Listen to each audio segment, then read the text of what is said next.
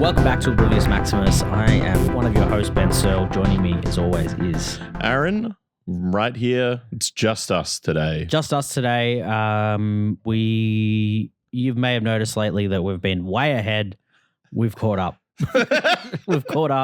And as tends to happen, very well prepared for a long stretch and then immediately unprepared. I mean, it did its job. Yeah. It did its job of providing us a buffer to not do the pod for a few weeks while we were both pretty busy and interstate and all over the place. So if you're listening to this on Wednesday, we recorded this on Monday night. So this is as fresh as it gets. Yeah. Unless you come to a live show. Yeah.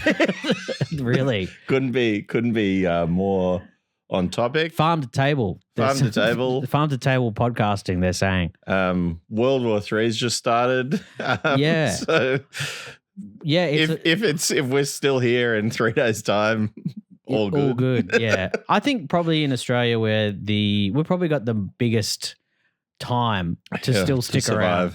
Although I didn't love that America is planning to launch jets from Darwin. I'm like, oh God, cut that out. Yeah, we got to stop that. And Albo just being real confident, throwing support immediately. So yeah, I mean, I think there was a meme getting around like I support Israel and US in war against insert country here. So getting a good rep, old Albo. Yeah. Yeah, so anyway, that's the politics section of the podcast covered. That's it, yeah. But yeah, well, the reason for, we've caught up, you were on the Comeback Kid Gridiron tour. Yep. Playing bass for Phantoms. Yeah, it was fun had a great time. Obviously, we did the episode with Stu the day after we played the Melbourne show, so... Mm-hmm. We talked to him a little bit about that, but then the rest of the shows were awesome too. It was lots of fun. Sydney was great. It was a Manning bar. It was pretty big. Saw lots of mates. Had a great hang. Got papped a lot because me and Will, who plays guitar and gridiron, look almost identical. Yeah. So separated at birth. Yeah. So. Yeah, but you also came to the Gridiron show. They did a headline show on the Monday. Yeah, so I couldn't make the Comeback Kid show, unfortunately, but got to catch Gridiron at ran from a gig I was doing to catch Gridiron, which was sick. Yeah. They packed like big turnout for the tote on a Tuesday. Yeah, Tuesday. It was Tuesday. Yeah, it was crazy. And they're such a good band. I mean, I liked them before I met them, and then meeting a person who looks exactly the same as me and then is almost like as a person the same as me was very fun. Great feeling. Yeah. So me and Will, friends forever now. That's great. Sick as hell. Yeah, but yeah, they're such a good band. And yeah, the show was sick. They sound tight as hell. You can tell that band's been playing heaps. Yeah. They're gigging. And great. Just sounded great at the tote that night. So. Yeah. Yeah, so did Sydney, and that was super fun. And also the tote that night, security guard in the pit. Yeah, Seki in the pit. Interesting move.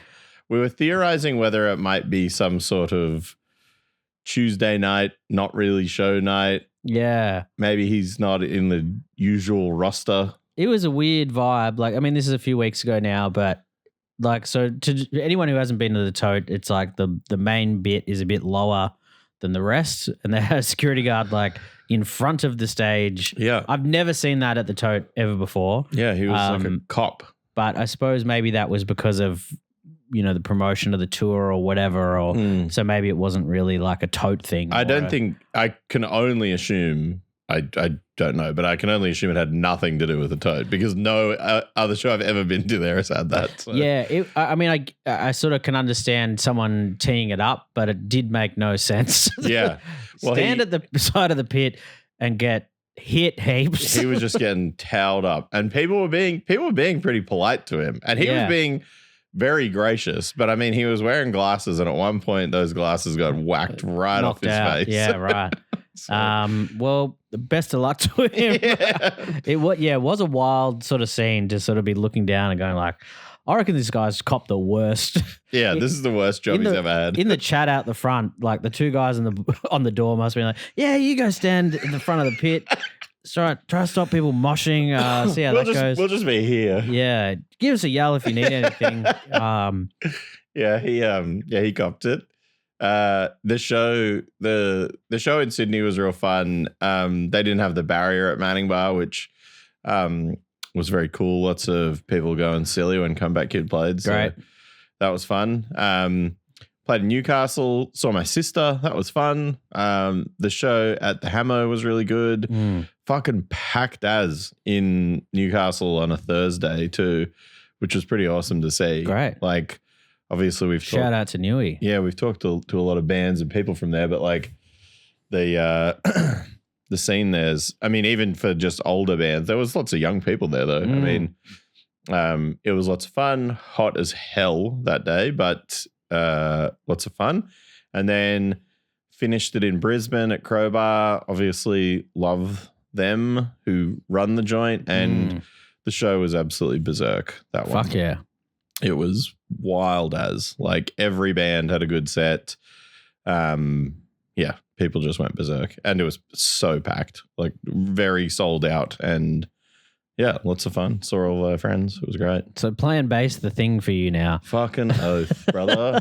I mean, after playing bass in Extortion for a while, so some of the songs are hard, or hardish to play in that they're very fast. Yes. Phantom songs, not very fast. Swag out a bit. A couple of songs with like a bit of weird parts, like Chris, who wrote a lot of the songs, like, and Glyn don't write normal music, I would say. Like, it's a little bit weird. Like, not the way my brain would go. So that, you know, you just get your head around that. But basically anytime there was a photographer, I'm using that bass as a shotgun. And I reckon I got 3 dope picks out of the tour. So yeah, gift coming. Yeah, so if you see me updating my main IG page, it's because I've just got in an influx of the header on your Facebook page. Yeah, I've got due for an update. Influx of me using it as a gun. Fuck yeah. So I had a blast though. It was so fun. I obviously have. I hold the record, I think, of I've done everything in Phantoms. I've played every part you can play. So front man? I sang a couple songs at a show once. Okay. So I've done everything. So yeah, I mean, real sort of labor hire situation down at Phantoms. 2 years ago, when we played Cold Day at the same time, they took a promo photo and I was in the promo. They took one with me in it as well, just because I've done so many things with them. And, you know, I'll probably do more shows with them in the future. So it was a blast. But obviously all my dear friends. So, yeah. And then beside that, like getting to hang out with Comeback Kid all week and meeting Gridiron and hanging out with them too was sick. And I had Gridiron over to my house and had a big barbecue with them, which was real fun. And that's kind of become like my bit now whenever I have like time when Americans or do a cook up, do a big cook up. But it's always a blast. So got to do it. Introduce them to Kangaroo and then move on. There was some funny chat afterwards that I should start cooking more like Australian game meats. So I got to emu. Well, I did talk about, I have cooked crocodile before, so I could do that. And what possum, is that a thing? Just magpie local. Yeah. We are having an issue with some birds right now at my house, so maybe I'll cook them up. Put them in the Weber. Kill some birds. Well, being vegan for a long time, I have to object to that.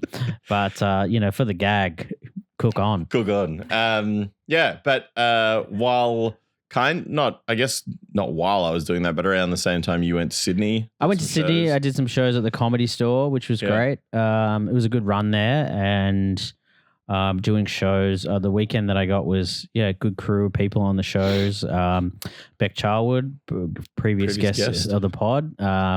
Shad Wicker, John Cruikshank, who it was just a good fun run, and a couple others as well. So yeah, It was a blast. And then managed to duck across and see the Iron Mind Sydney show and just got to catch after my spot at the Comedy Store, managed to catch Feel the Pain and Iron Mind at Bootleggers, which is inside Kelly's on King. Yeah. Which I've actually done a solo show in as well because they've in the same room. In the same room, yeah. Didn't have as many people there, but it was packed and it's a real long, skinny room. It's bizarre. So, I mean, I got there a little bit late and managed to weasel my way in, thanks to some of the members of Iron Mind. So, thank you for that. And yeah, just pretty much walked in the door and was next to the merch and just looking from back there. Yeah. But I suppose it's just great to see that obviously that show was sold out in Sydney for those guys and a lot of crew there. And met a few people who listened to the pod. So thanks for coming and saying g'day as well, if that was you. So always good to sort of go somewhere else and hear people are sort of listening to it. That's fucking awesome. And yeah, just Iron Mind absolutely on fire at the moment, and have now been added to the Poison the Well Haywire tour as well. So sick as fuck. That they're really. I mean, we give them their props a lot here on the pod, but great to see that. And Feel the Pain obviously was sick as hell. And unfortunately didn't catch the other guys, Bozo and. Can't remember who else was on the show, but I wasn't there either. So no, but managed to see the back of Brody King's head. Yep, my friend. Which you then told me he had a lot of chats with people at the show. Yeah, I think he experienced a lot of attention, being the largest person in the world. Well, and a hugely identifiable character in the world of hardcore. Yeah, well, I didn't realize the AEW shows were on. And I think earlier that day, I saw Dennis post a photo with Brody. I was just like, oh, Dennis must still be in the States. Yeah. And then later on, I saw Dennis and then saw Brody and I was like, kind of broke my brain a little bit. Yeah. I mean, he's truly enormous. Yes. And sorry that he didn't win the title the next day, but seems like he and the Gang Called Speed had a blast. Fun at a live wrestling event. Fun crossover. Yeah. Got to experience a small smidge of that. Yeah, seeing him at the show. I have told. I mean, he wouldn't care me telling the story, but he came here many years ago to wrestle, and at the time. I think I hadn't really got maybe I was still living in an apartment, and this is links to my cooking kangaroo for gridiron. But he was like, "I got to eat kangaroo," and I was like, "All right." So I took him to the Meat and Wine Company in South Bank, and at the time they were doing, it was so much pageantry. It was like a sword, like a hanging stick of meat. Like a kebab, like a big kebab, basically. Really harken back to the Salt Bay. Yeah, truly that kind of vibe. This is like 10 years ago. So, but yeah, he came here to wrestle and then wanted to eat kangaroo. So I took him there, and it was me and him and my sister Ellie, who was just in Melbourne for work or something. And the three of us went to these, somewhat fancy-ish like steak joint in South Bank in the middle of the day. And I have a photo on my phone of somewhere, and it's like, I think I took a photo of him with the big meat sword, and there's a person behind him just like really wide-eyed looking at him, and I think he's just the biggest dude on earth, and he's just got this fucking sword with meat. Yeah. Anyway, so keeping up my standard of taking Americans to eat kangaroo, it's sort of an ambassador of sorts. Yeah. Get yourself a gig down at the Kangaroo Meat Co. Yeah, I got to start looking into that. I went to the Iron Mind show here, which was lots of fun. Yeah. There's been a lot of shows on lately in general. Yeah. I'll have to admit I've missed a lot of shows in the last little while due to comedy stuff, but things are firing. Yeah. I mean, that show was crazy. You also worked one of the crazier shows of recent times. Yeah. So, I mean, I think maybe I've talked a bit about it I do some random driving work for, festivals, and mostly it's kind of like, I think the last thing I did was good things, and I think maybe I talked about Evanescence on here. Yeah, you dropped us to the to the Blood Incantation show in the Evanescence van. But yeah, the Good Charlotte gig in, and I was nowhere near Good Charlotte for these shows, in Bendigo, which was kind of a weird initiative. I don't really know what it actually is. I'm guessing it's sort of almost like a regional Victoria, state of Victoria kind of push, but it was cool to see. It was basically set up at Bendigo Racecourse, or the side of Bendigo Racecourse, and it was sort of like a mini outdoor festival with a local Parker who I hadn't heard of, and then Kiss Chasey, Yellow Card, and then Good Charlotte. And real music from 30 years ago type vibe. Exactly. And I was like, and then when I was looking at my Instagram story on the day, sort of wait around doing a lot of this stuff, I was like, oh, there's way more people I know attending this show than I realized. A lot of people had made the trek up. Yeah. And an awesome show, like, lighting galore, pyro like crazy, massive stage, and like the drums up on a big platform, and really good show. Yeah. And it's been really cool this week to see Jack, who, again, another person who's been on the podcast, but who does Core on Triple J, did a little interview thing with him where he was just showing him Australian bands, which was really cool. I thought, like, good way to get some exposure for Australian bands by forcing Good Charlotte to listen to them. But it was cool. Well, it seemed like they were pretty up for it. And I think they genuinely are, like, because I think they like. Oh, I could be completely talking out of turn here, but I feel like for a while one of them like managed Limp Bizkit or something. So I think they're like kind of like work the music industry as well as playing their band. But I could be completely wrong about that. But I thought call in. If you're either of the Madden brothers and I've stepped across a line there, sorry about that. No, but that looked pretty crazy as well. Yeah, good to sort of see that show, and I guess like I don't know how often something like that would happen in Bendigo, but a lot of people came up for it, and it seemed like a lot of locals came to it, and I suppose probably from nearby regional towns would have come out for it as well. So I mean, it was sort of bedlam trying to get out of there after the show. They don't have the infrastructure. For this type of event. Well, sort of one road out of where the racecourse is, but what else do you do? But wasn't that much of a wait around, probably 20 minutes, half an hour or so, but. That meant because I was up in Bendigo for that and stayed overnight. I missed the Secret World show here, which you went along. I had a blast. Now here we go, back on our favorite segment of venue chat.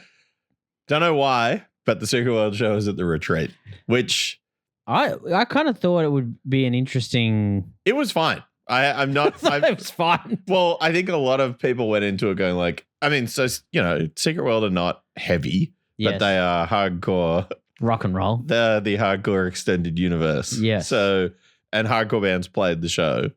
Disdain, there was a pit vibe available. Yes. The Retreat, for those who aren't from Melbourne, again, see you in the comments about giving us grief about talking about Melbourne all the time. But for those of you that are not from here, the Retreat is like one of the trendiest joints in the inner north for younger hipsters, I would say. Yeah, it's like the epitome of like kids wearing op shop. Savers swag. I mean, it's literally right next to Savers. You could get your swag, kit up, and walk right in. Go right in, yeah. It's also open until the wee hours. It has a fucking huge beer garden. Yes. And you can basically smoke in the whole beer garden. So like, people do that. It's the place I would, when I did still drink, where you'd go like, kick onto the Retreat and go, I probably shouldn't be here. Yeah. Well, my example of it that night was after the day we recorded that podcast with Stu here, we then went to the pub and got not removed, but got asked to leave the Retreat beer garden at like 1 o'clock in the morning that night on a Monday. Yeah. So on Monday nights, they're still going to that 1 a.m. till 1 a.m. And I feel like that is one of these things that it's like, it's still pretty unique to Melbourne. Yes. That you can just be out. Yeah, that late. Any night you wish. Yeah. But so that, I would say, generally speaking, when I go to the retreat, it's because I've been asked to finish up somewhere else or we have finished. Like the other time I go there is whenever there's shows at Howler because it's directly across the road. Yeah, I think we ended up there one time after the AWOL show at Howler. Till the wee hours. But so yeah, anyway, going into the Secret World show, I was like, what is this? What's the vibe of this show going to be with trying to do a hardcore show in a room it doesn't really have a stage. It's like quite, you're literally a foot off the floor. You're just in the venue. Yeah. But sold out, packed as show. Fuck yeah. Real good hang. Very mixed crowd, I would say, given that the bands were all a bit different.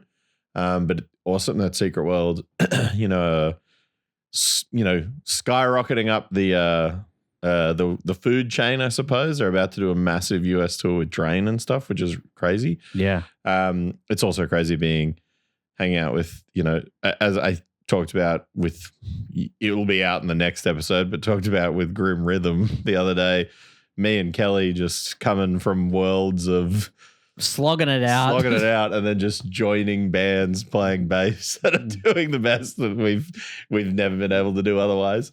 But no, the show was great. It was awesome fun. How did they? Sorry to get too in the weeds of the actual setup. Logistics. This is more just I probably could save this for after. But did they close off that? Like, was there like a rope or anything, or no? There was a person honesty system. There was a person with a little stand, and it said sold out, and there was wristbands, so you did have to They had a system. Yeah. So which again, and I'm talking like obviously they have shows there all the time. They clearly know what they're doing. Just not the ones that we go to, I suppose. Well, and I have been to shows there before, but just not hardcore ones. I suppose, a venue that has never had a hardcore show before. Not that I know that is true for the retreat, but I can't really remember the last one that was there. There would be, you sort of think there'd have to be like a level of knowledge from the from the venue to be like, hey, what the fuck is going on down there? Well, it was very funny. While Secret World played, a person who was not even moshing, I think it was just a straight up accident, just dropped a pint glass like directly in front of Pondy while he was singing, and he kind of was like off the stage giving mic grabs out, and someone just dropped a pint, and it was like just one of those classic like no one knew what to do. Pondy got out of the way of the glass, didn't want to stand in the glass, and these two people kind of just like corralled around it until during the set someone from the bar came up with a broom and cleaned it up. So shout out to the retreat. Hey, beers were good, venue was fun, good hang, a lot of time in that beer garden. So all positives thus far for me. Yeah, I mean, it's tough being a venue these days. Cherry Bar going through it in the last week or so. Sorry, cowboy.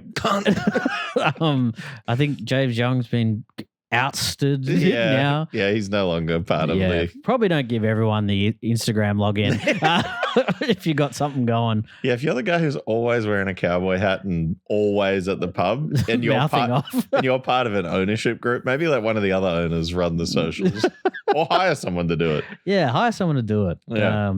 Well, I mean, that's Venue Corner. That's a bit of rinsing.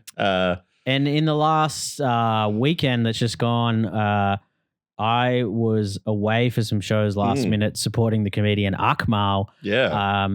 Was out in Gippsland, which was pretty a little bit surreal. I have gigged with him before. Yeah. But weird to open for someone that I saw on the TV.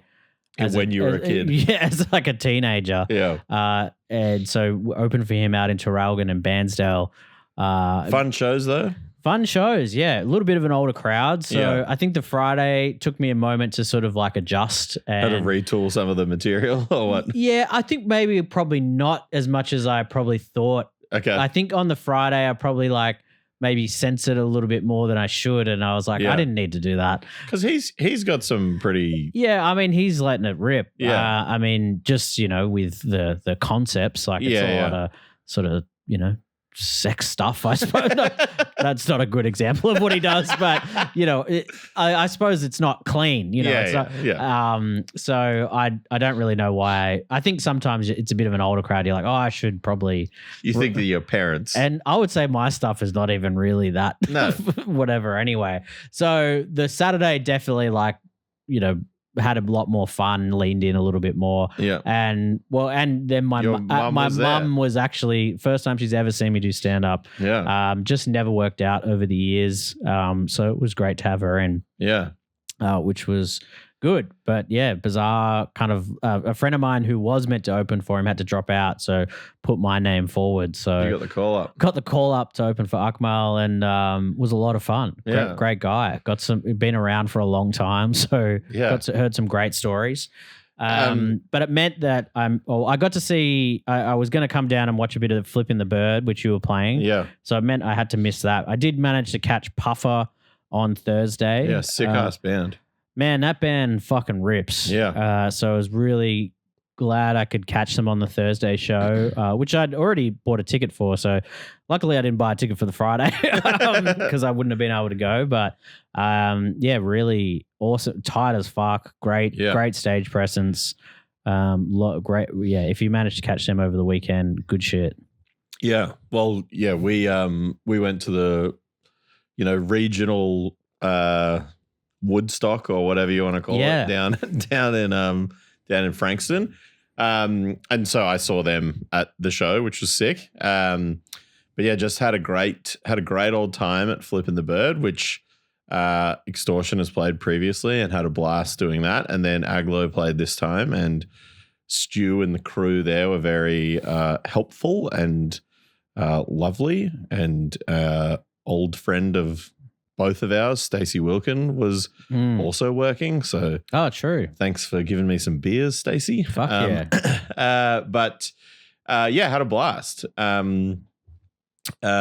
We got there very early because many years ago when Extortion did it, the intel was you got to get there early if you want to get a good spot to sell your merch. Gotcha. So we got there early to do that. And Marcus from Potion and his part, well, Marcus was playing drums for Aglo and so was Lee. And Ellen, Marcus's wife, who's also in Amends with him, came with us as well. And I moved the van and they ran and found like the best tent possible for us. It was right next to, it was bordered on one side by a taco stand. Sick. Immediately behind us was the door to where the riders were coming out of. Fuck. Perfect.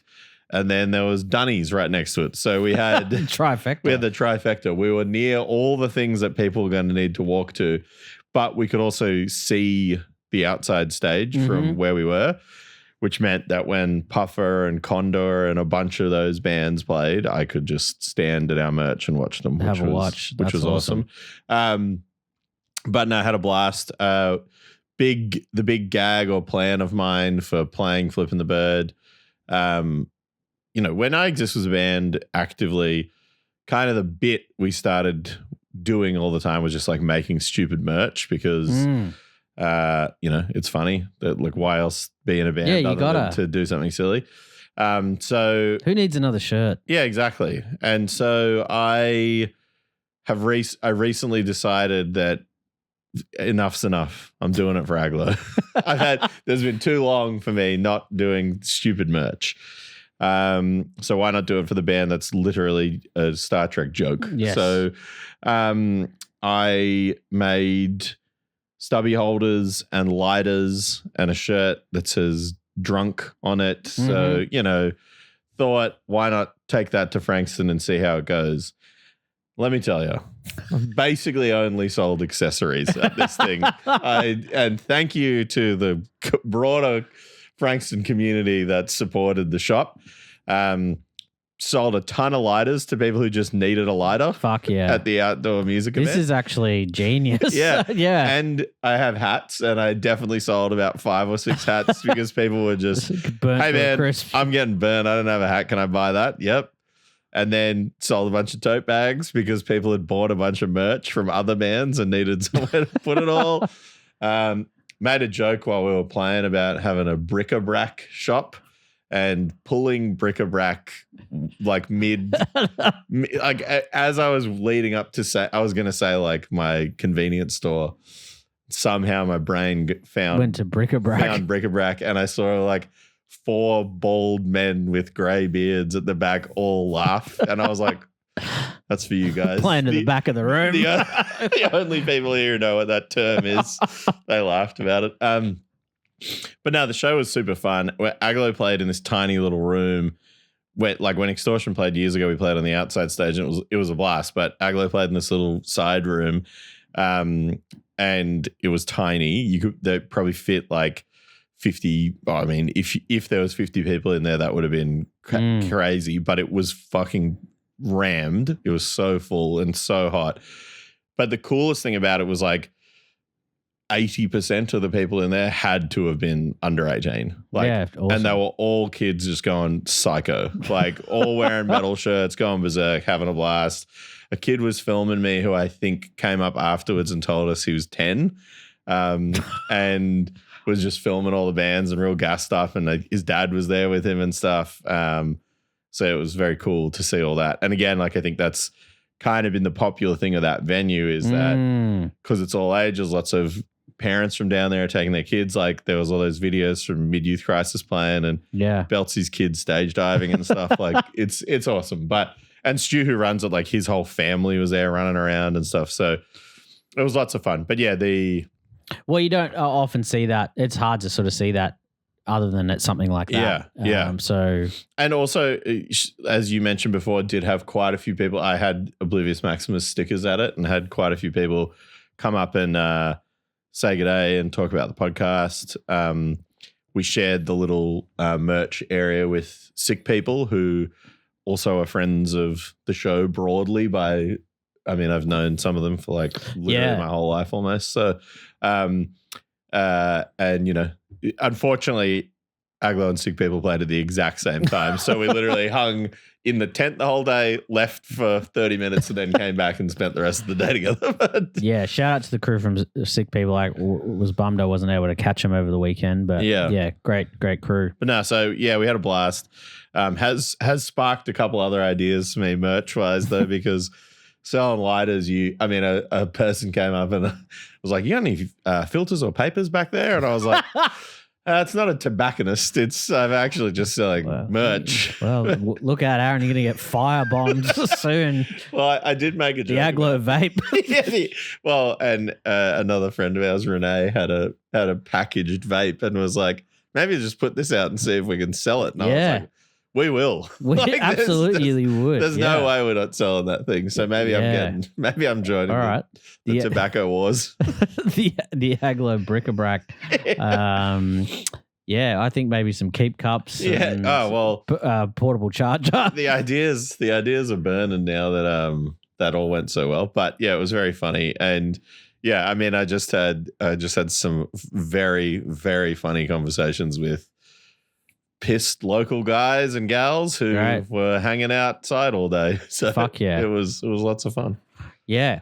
Sounds like a blast. And shout out to Stu and all the crew running. Yeah. Bird. It was going super strong. Another successful year down in Franger, I reckon. All right, what do you got coming up? For me, it'll be a comedy festival. So yeah, my show starts on March 25th through till April 5th. So it's just no Monday in the middle, but yeah, it'll be shows every other day. Yep.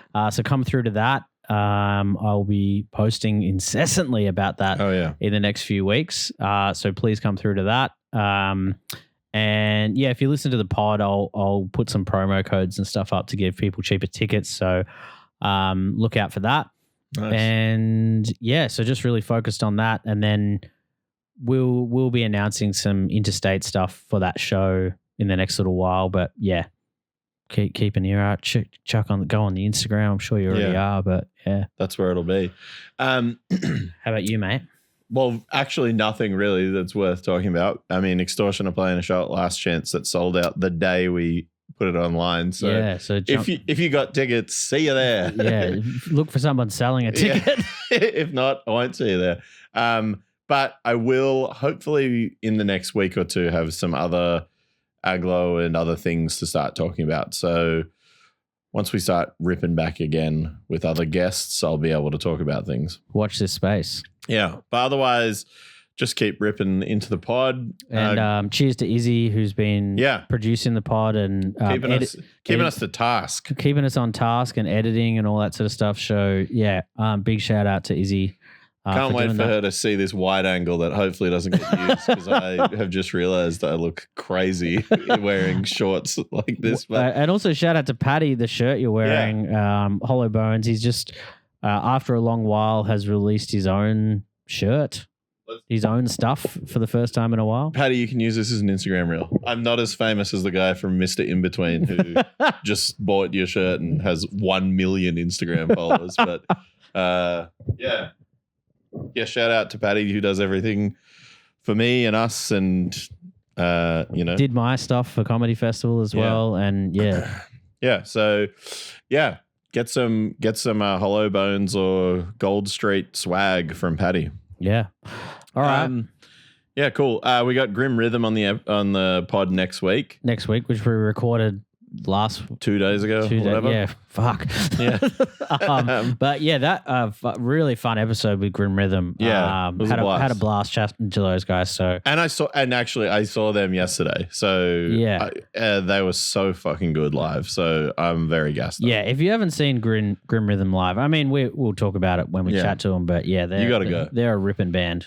Yeah, they rock ass. Anyway, thanks for listening. Thanks. Good to see you. See you soon, everyone. Bye. Bye.